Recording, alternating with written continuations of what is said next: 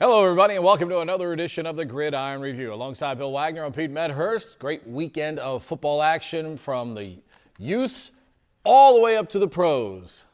We're pushing toward playoff time in the youth football. Yes, we are closing in on it. You can tell when people are starting to get a little antsy because everyone wants to know, what's the playoff format? I mean, because some of the standings. Yeah, everybody wants to know where they're going to be seated, and in some of the cases where there is no American division, they split things off, and everybody's all of a sudden worried about, am I in third place, fourth place, fifth place? Because if you're in fifth place in some of these leagues, it means you're out. Yeah. So obviously we're getting to the antsy time of year. And for football, for the high school football teams, 6 weeks into the season now, and we're into the home stretch.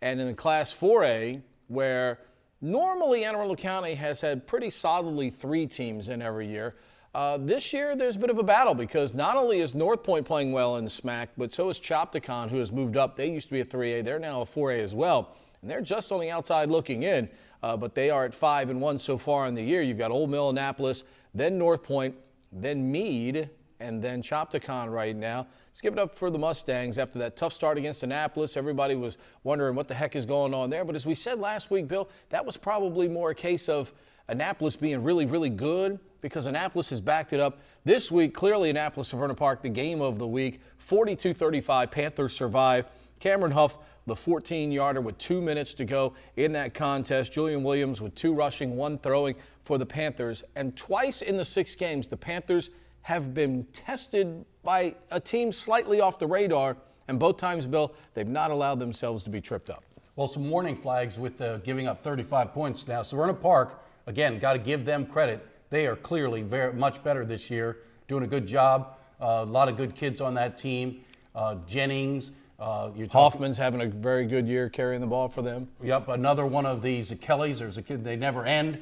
It seems like 10 of those Kelly kids play lacrosse and football at Severna Park. But give some credit to Severna Park for really challenging Annapolis, and Annapolis escaping with the skin of their teeth. Cameron Huff has got to be one of the candidates for the Rhodes Trophy Award, I would think. Probably with his own teammate in terms of, and Justin Williams as well. Right. Well, and you got Falkman at Spalding, maybe even Julius Chestnut at Spalding, who's starting to really come to the fore in this MIAA play. Cyrus Gray at Old Mill. Yep. I mean, it's no one has separated themselves. And one of the guys that was an early favorite, Chris Watts from Broadneck, has been out for a few weeks with an injury, which hurts. I always like to lean to a guy who plays both ways. That doesn't happen as much in high school football these days. I'm not sure if Cameron Huff plays on defense or not, but if he does, I would lean to him because Falkman is a one-way guy. He plays quarterback only. But great win for Annapolis, and they are on pace. And Meade, as we mentioned, is the one that is going to be fighting to hold off Chopticon. Meade still has not played Old Mill, right? So Meade's got some games up ahead, and they can't afford too many losses. And Arundel probably eliminated. Yeah, no doubt. I mean, and as we looked at the standings, as I was hypothesizing with some of our fans here on the Gridiron Review this week, when was the last time Glen Burnie was ahead of Arundel in the point standings? And that's exactly what's happened right now with the Wildcats sitting at 3-3, and Broadneck got the best of them this week by a score 45-12. But as you mentioned, Broadneck had suffered the last couple of weeks, not as much production because Chris Watts was out. He was back this week. Big game. Did a job for the Bruins in that one. Right. He had 128 yards rushing, 3 touchdowns, and again, his candidacy for Player of the Year, Rhodes Trophy, is not over yet. We still got, time for him to have some big games and really make his presence felt. Chuck Markowitz from Arundel, very disappointed. I have not read a quote like this from Chuck Markowitz in years. He has said that we seem to be getting worse. They only scored 12 points. They've gone backwards. They're regressing on offense. And as he mentioned, the team that they're playing this coming week, Meade, for the Jerry Mears Trophy, the Battle of 175, they beat Broadneck. So, Arundel, this could be the worst season in Arundel for years. You know what, though? They have set the bar so high for so many years. This year, they're basically a victim of their own success because the expectation is always so high there. And that's why their program has been so good.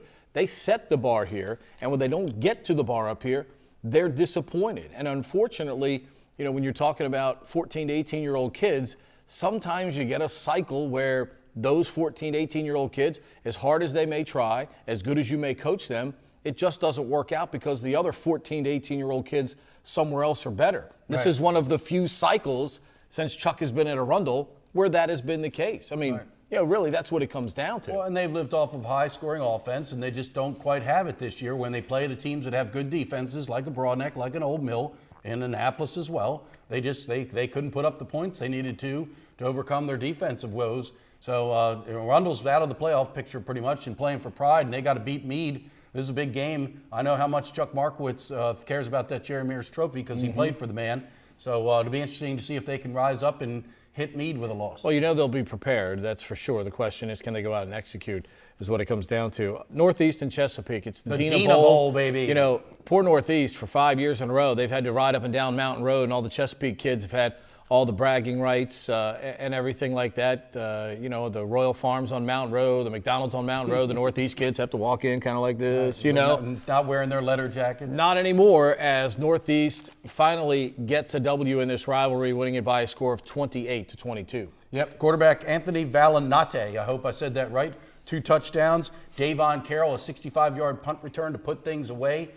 They had been outscored by Chesapeake 150-28 during that 5-year losing streak. And Valinate told our reporter after the game, it's just awesome to beat Chesapeake. Feels so good. They've been wanting this for a while down in Pasadena. So congratulations to the Eagles. Brian Baldwin's first-year head coach.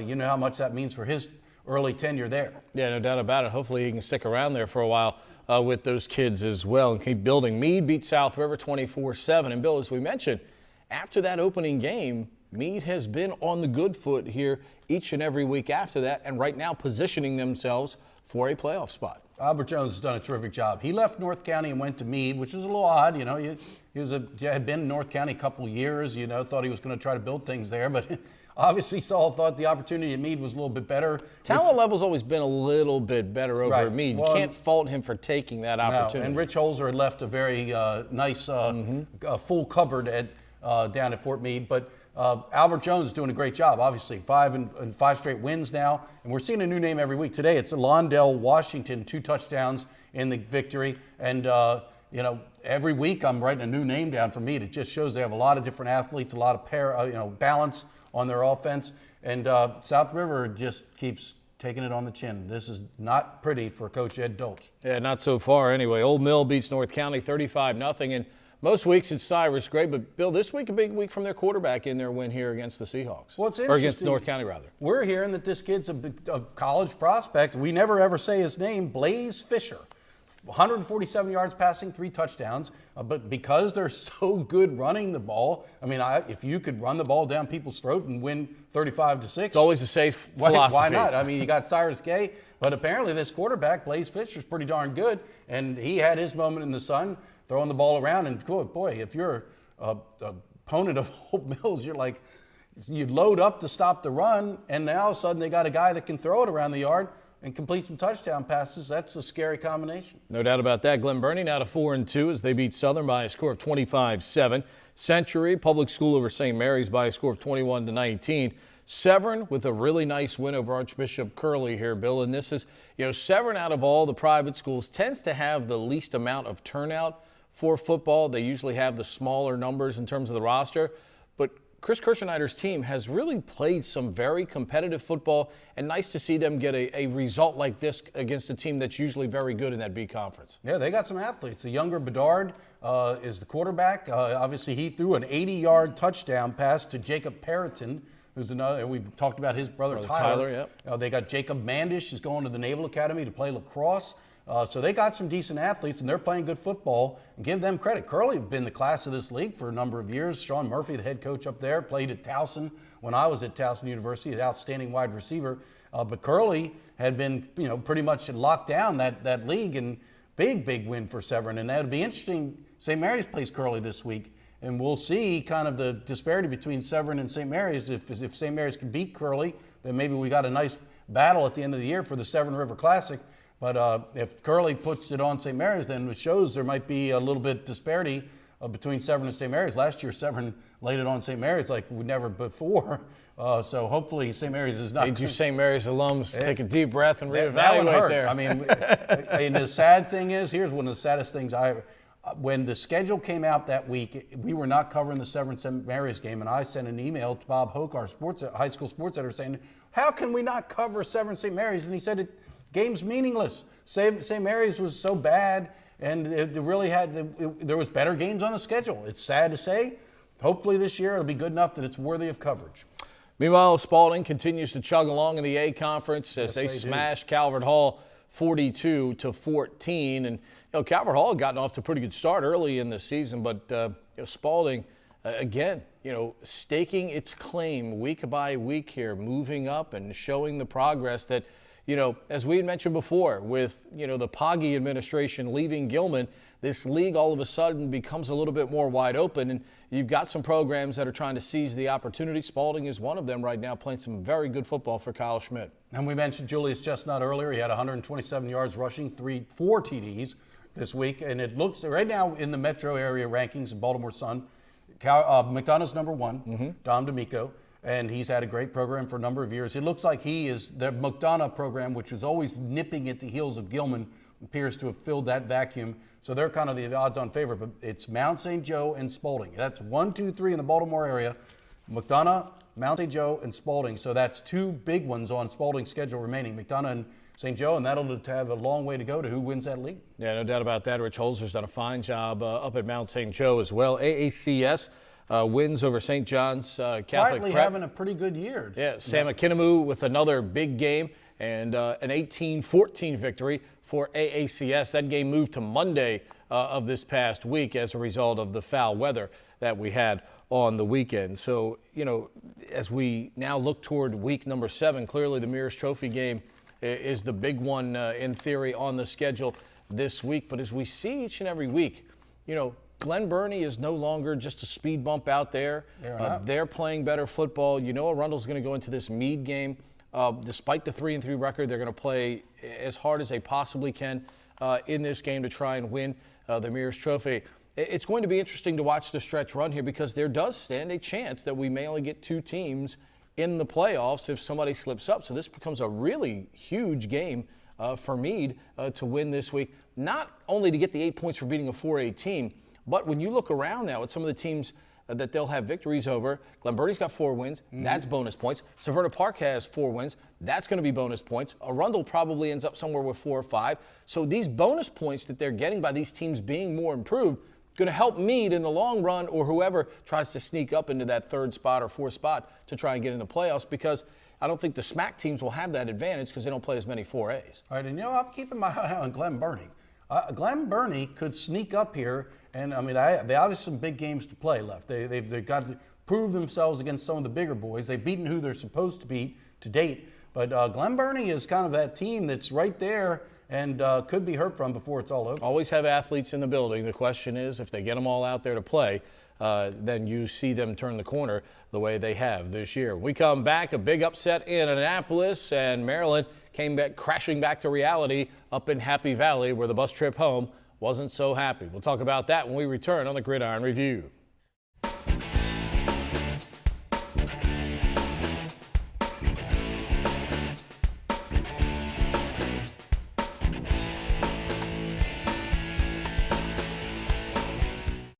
Welcome back to the Gridiron Review. We'll start where Bill and I were in Annapolis. We watched it. We were eyewitnesses. He had a chance to describe it in print. I had a chance to talk about it while it was going on as it continued to unfold. At some point, you just kept thinking to yourself, all right, at some point, Bill, Houston's going to take control of this game. Yeah. They never took control of the game. Navy took control of the game, made Houston play catch-up in the second half, and shocker, Ken Niumatalolo has his team bounce back from a tough loss at Air Force, and they beat the number 5 team in the country in the Cougars 46-40. One of the greatest wins in Navy history. That's obvious because the last time... Especially in that stadium, because they rarely will the number 5 team end up in Annapolis. Well, and as we mentioned, that's part of the being in the American Athletic Conference is giving Navy chances to play ranked opponents more often than they had been. Last year, it was Memphis was a great win for Navy on the road. This year, they shocked the nation, beating Houston. I started to say 1984, the last time Navy beat an Associated Press top 10 team, South Carolina, in '84. So clearly this ranks right at the top of the greatest victories in Navy football history.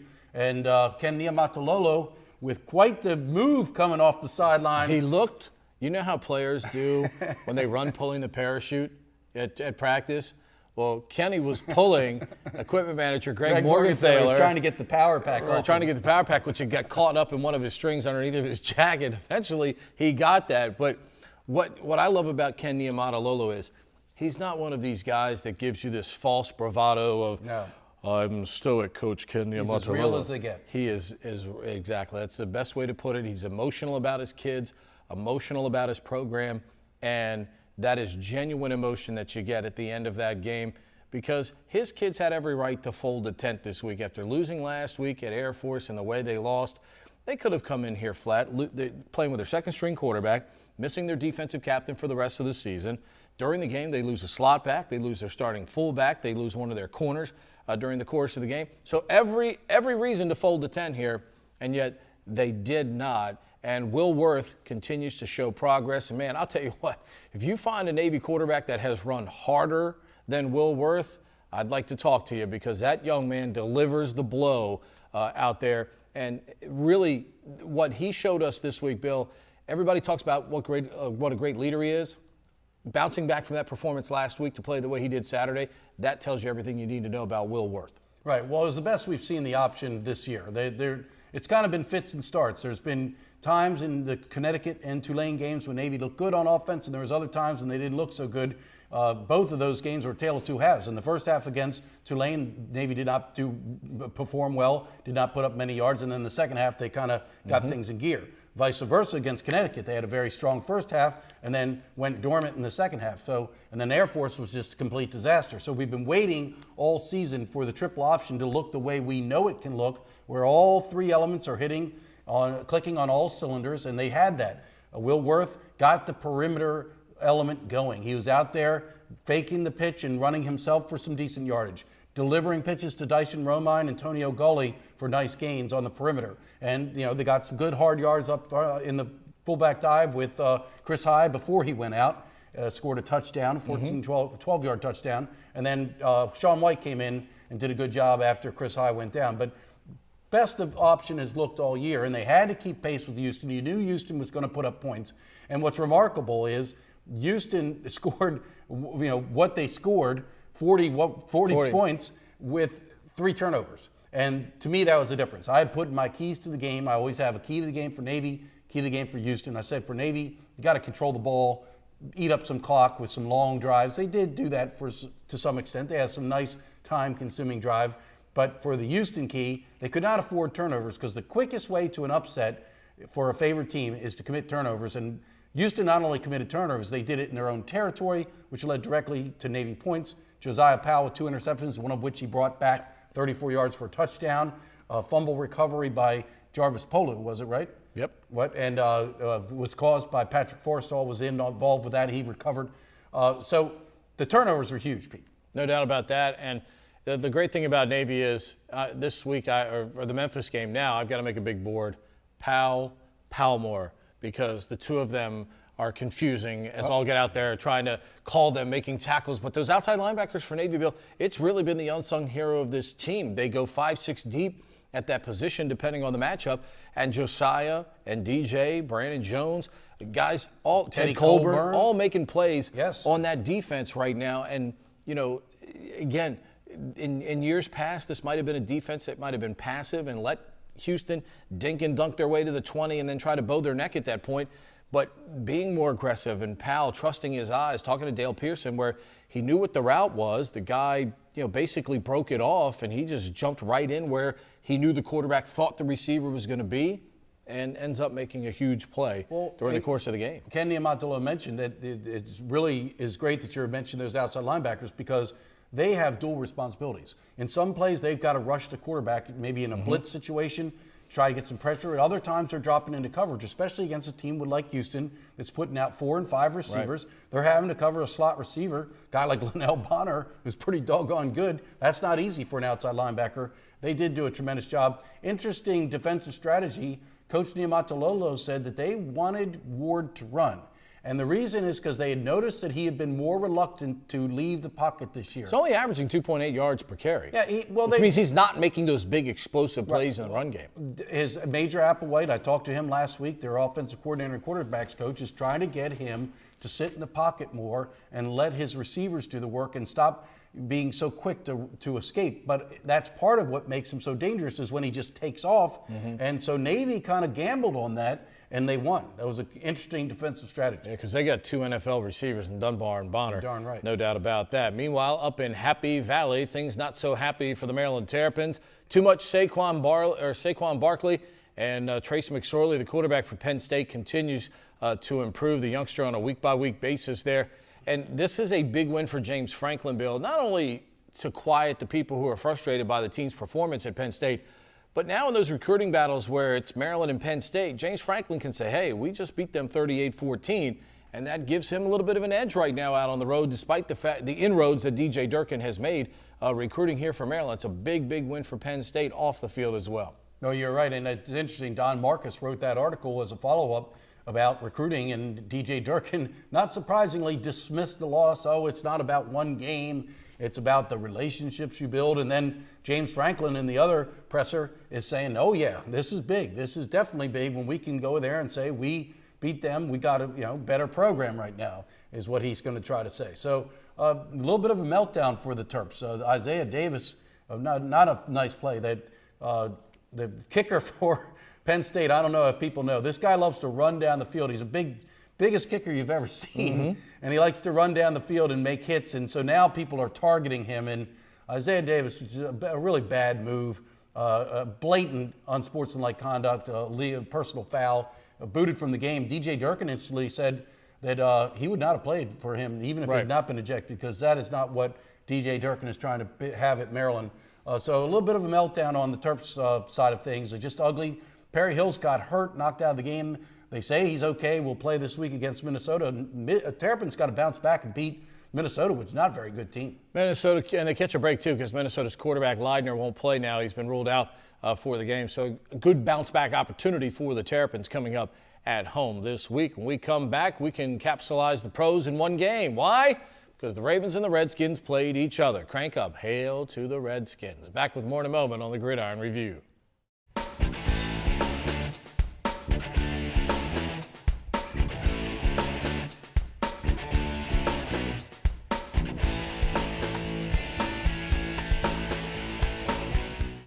Welcome back to the Gridiron Review. Ravens and Redskins not playing other opponents. They played each other this week. It was not a very good football game, quite frankly, to watch. And for the first time, Bill, in the John Harbaugh era, I think there are genuine questions about where is this coaching staff and where are they going with this roster, because they coached like a desperate coaching staff. The fake field goal where Justin Tucker lines up as a left-footed kicker, hello. Terrible call. Do you not think somebody's going to figure that out? And look, for years, and the Baltimore media is not, I mean, outside of Jerry Coleman asking John Harbaugh through the years some fairly, semi-half, rude questions, nobody really holds John Harbaugh to task. They listen to the cheerleading that goes on. Jerry Vosberg is this unbelievable special teams coach. John Harbaugh, of course, has a background in special teams. Okay, well, this week, their special teams were horrendous. Yep, they gave up. Just horrendous. The long punt return is really the turning point of the game. I was at the game, Pete, as a fan, and I've never been so bored in my life at a pro football game. I mean, just watching two teams that could do nothing. The Redskins get the ball, and they might get a first down or two, and then punt. Then the same with the Ravens. The stars of the game were Tress Way, the Redskins. Well, you saw the Pro Bowl punters. And Sam Cook, yeah. Right. I mean, Sam Cook and Tress Way, the Pro Bowl punters. They put on a punters, show. And that was they were the stars of the game for both teams. And the Redskins had a little bit more, Kirk Cousins outperformed Joe Flacco, but Joe Flacco looked to me like a quarterback who was not happy with the play calling. He's dumping the ball down to tight ends and running backs left and right. They don't go downfield at all. No receivers don't even touch the ball. On the rare occasions they threw to a receiver, they dropped it. Steve Smith got injured early in the game. Game changed for them offensively when that happened, too, for whatever reason. Totally. Couldn't believe. Even more reason for Mark Trestman at that point to call more running plays. He didn't. The last 3 drives, and I don't count the 2-minute drive at the end of the game because you're doing something completely out of personality there. But the previous 3 possessions for the Ravens in that game, Terrence West, 1 carry in those 3 possessions. His first 3 carries of the day netted 51 yards. Right. Why do play callers, and the Redskins, Sean McVay's guilty of this with the Redskins. Why do play callers get so enamored? Oh, I got to throw the ball. I got to throw the ball. I got to justify my quarterback throwing the football.